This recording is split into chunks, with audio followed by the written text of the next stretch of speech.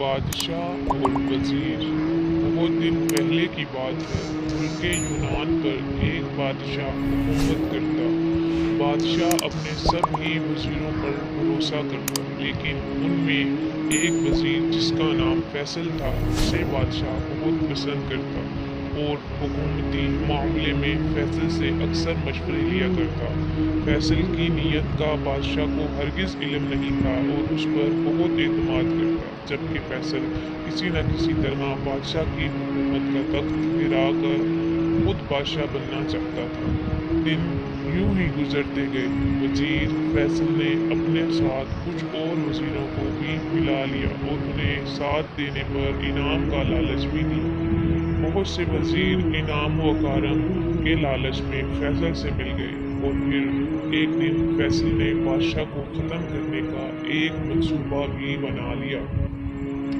ہواؤں کے بادشاہ اپنے رائے کا حال معلوم کرنے کے لیے اپنے وزیروں کے ساتھ ایک قافلے کی صورت میں باہر نکلا تو وزیر فیصل نے بادشاہ سے کہا، قریب ہی جنگل میں بہت نایاب گدڑ آئے ہوئے ہیں، کیوں نہ ان کا شکار کیا جائے۔ بادشاہ گدڑوں کا بہت شوقین تھا، لہٰذا اس نے حامی بھر لی اور پھر یہ سب جنگل میں گدڑوں کا شکار کھیلنے نکل پڑے۔ جنگل بڑا خطرناک تھا، یہاں جنگلی جانور گھومتے رہتے تھے۔ فیصل وزیر نے انتہائی چالاکی سے بادشاہ کو جنگل میں اکیلا چھوڑ دیا اور خود باقی وزیروں کے ساتھ محل واپس آ گیا اور یہ اعلان کروایا کہ بادشاہ سلامت کو جنگل میں شیر نے کھا لیا ہے۔ بادشاہ سلامت سے چونکہ میں زیادہ قریب تھا، لہٰذا آج سے میں بادشاہ ہوں۔ کچھ دوسرے وزیر جو بادشاہ کے وفادار تھے افسوس کرنے لگے اور مجبوراً انہوں نے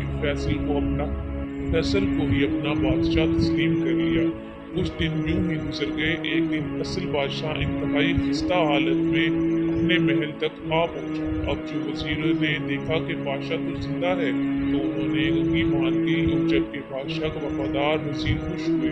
بادشاہ نے کہا کہ مجھے فیصل اور اس کے ساتھی وزیر بننے کے لیے مجھے جنگل میں چھوڑا ہے اور انہیں یقین تھا کہ مجھے کوئی جانور وغیرہ کھا گیا ہوگا، لیکن جب تک میری زندگی اللہ نے لکھی ہے مجھے کچھ نہیں ہو سکتا۔ میں نے فیصل پر سب سے زیادہ اعتماد کیا، یہی آستین کا سانپ نکلا۔ یہ کہہ کر بادشاہ نے فیصل وزیر کو اس کے دیگر ساتھیوں کے ساتھ قید کروا دیا۔ اس سٹوری سے ہمیں یہ سبق ملتا ہے کہ ہمیں ہر کسی پر زیادہ اور اندھا اعتماد نہیں کرنا چاہیے۔ آپ کو میری ویڈیو اچھی لگی تو پلیز لائک کریں۔